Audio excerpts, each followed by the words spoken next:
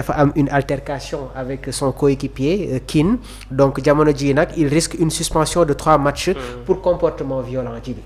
waaw Gana Gueye moom bon dafa nekk geste boo xamante ni certes ñëpp mer nañ ko si mais quand même bu ñu xoolee le trajectoire du joueur sénégalais dafa nekk joueur boo xamante ni toujours qui a toujours donc en tout cas montré de bonnes choses. Depuis que Jambar ba tey nu mu passé si Lille, Everton, Paris Saint-Germain. parce que il est toujours centenaire hein. Il a fait plus de matchs avec le PSG sans pour autant prendre un carton jaune. Plus de 100 matchs également avec Lille sans un carton rouge. Puis aujourd'hui avec 223 matchs donc avec Everton pour un seul carton rouge. Donc tey c'est un joueur boo xamante il prend beaucoup de cartons jaunes certes mais en carton rouge lu mu siy jël bëriwul. tey jii mën nañu ne kon c'est un joueur boo xamante il n'est pas violent. tey mi ngi ko def ak kan son coéquipier xam nga loolu c'est rare. c'est rare de voir deux joueurs yu bokk benn équipe di am ay sembrouilles si benn terrain yu mel noonu peut-être mën naa am ci biti comme ni ko doyen na waxee sànq si entraînement si vestiaire ya foofu ñoom la quoi. mais ci biir terrain da ngeen soxla ngeen jàppalante parce que ay soldats ngeen. benn devoir ngeen am muy défendre les couleurs de l'équipe. tey si lañ leen di fay pour yéen mais di bu ñu koy sanctionner pour man c'est logique. parce que tamit def na erreur mais tamit war nañ ko mën a sanctionner aussi. pour que prochainement mu gën si mën a bàyyi xel. bien vrai que génn na excusé wu na. yëkkati na ay kàddu. dina diminuer tuuti peut-être la suspension par rapport donc à sa sortie. très bien mooy texte bu mu def noonu di jéggalu son coéquipier son entraîneur et tout le staff technique en tout cas d'Everton. mais pour man loolu tam du empêcher aussi la ligue anglaise génn ay sanctions contre moom. le club également d'Everton jël ay sanctions contre moom non seulement pour sanctionner ko. mais pour fexe ba yeneen joueurs yi tamit ñu bañ a reprendre en tout cas li nga xamante ne moom la Gana Gueye def parce que tamit yooyu nekkul loo xamante ne lu war a avancer la beneen bi mooy ñoom ils ont des partenaires à défendre aussi les clubs et la ligue le championnat. parce que tamit souvent bu amee ay yenn si bagarre wala yenn violence yooyu am na si yenn partenaires yoo xamante ni ils préfèrent retirer en tout cas leur image. si club bi nga xamante ne moom la associé la. maanaam léegi club bi foog ñu jël ay sanctions. teg ko joueurs yi pour que aussi tam ñu mën a rassurer aussi seen i partenaires parce que tamit les partenariats les sponsors. c'est ça permettre aux équipes d'encaisser des millions d'euros aussi.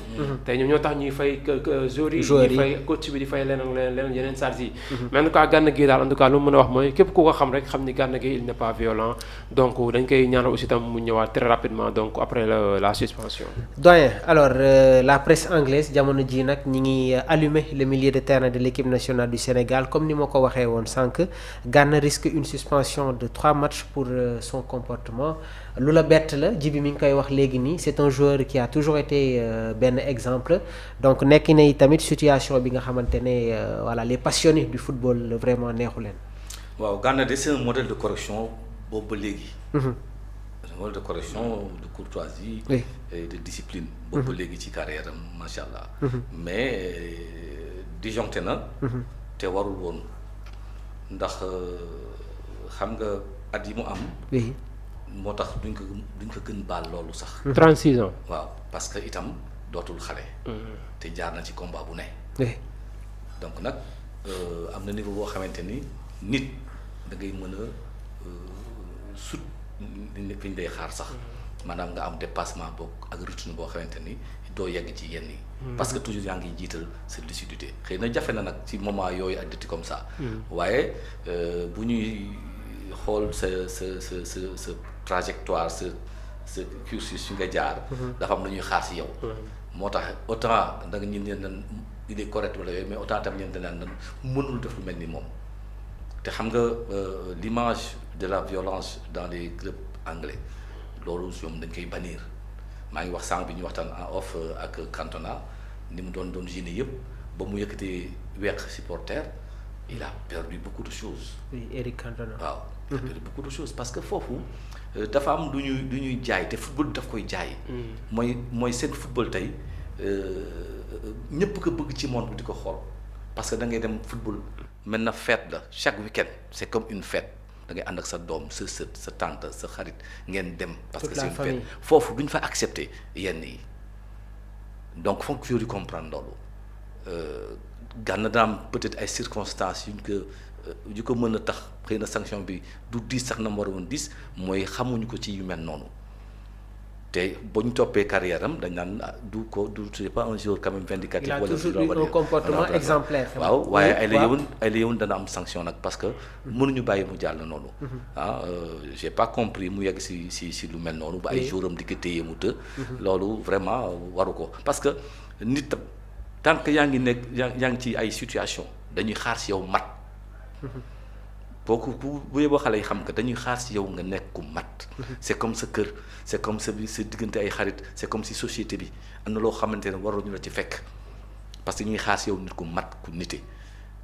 moo tax une sanction c'est toujours une sanction. quand tu es bon il sera sanctionné il faut qu'il accepte jéggalu nag yëpp parce que xam na ni def na lu defuwul. ñun dañ koy jéggal parce que xam nañu Gana melul noonu. mais boo defee faute nag sanction bi moom mënul mooy. très bien mënul mooy.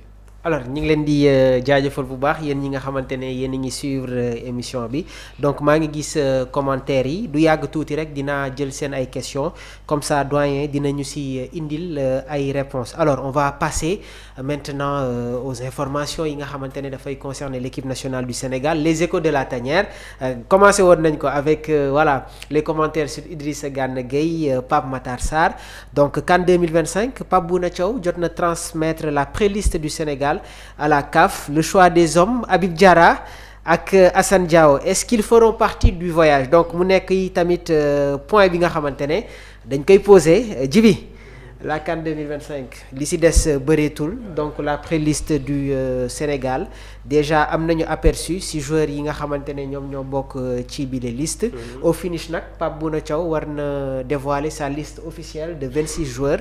Avant may ñëwaat sur le doyen quels sont tes commentaires concernant cette préliste du technicien. Ouais, déjà il a sorti une liste boo xamante ni au nombre de 50 joueurs.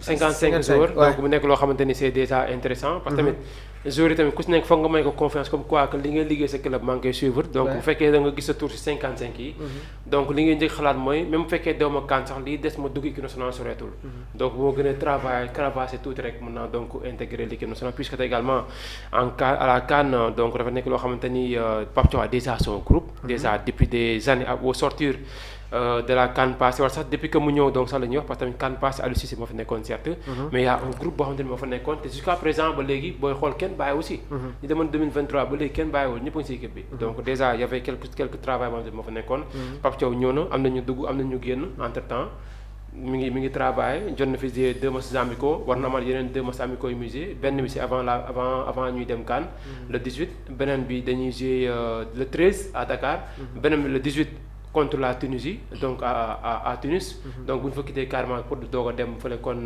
sa Maroc donc ça veut dire que également entre temps Pape Thiaw dina tamit gën a peaufiner en tout cas ses stratégies pour jéem a préparer la Coupe d'Afrique des Nations et par rapport également aux joueurs yi nga xam te ni wax nga ko ku mel ni le cas de Habib Diarra yàggagul ci équipe nationale bu Sénégal mais léegi fait partie entre guillemets des cadres de l'équipe parce que il a pu s'imposer au niveau de l'entrejeu mais également tamit avec des buts marqués aussi il fait partie des joueurs yi nga xamante ne jot nañu gratter ay quelques points c'est ça depuis l'arrivée de Pape Thiaw de Pape Thiaw benn moment moo fi nekkoon sax le meilleur buteur des qualifications exactement avec 4 buts marqués déjà moo fi nekkoon entre temps Ismaïla Sarr doog a ñëw donc repasser devant lui mais tey c'est un joueur boo xamante ni il a une place dans l'équipe nationale du Sénégal te son retour également c'est je pense contre le Newcastle le 13 ou le 14 prochain donc décembre donc ce sera donc à moins de 10 jours de la CAN tey dina juste loolu après staff médical bu Sénégal foofu après tam ñoom ñoo yore le dernier mot te certainement si ñoom tamit c'est le Pape Thiaw di sukkandiku pour xool ba xam est-ce que Habib Diarra day dem wala dem keneen ki c'est Assane Diao qui fait en tout cas beaucoup plus de polémique foofu laa bëggoon ñëw sax y a une dernière information bi nga xamante ne jot nañ ko en direct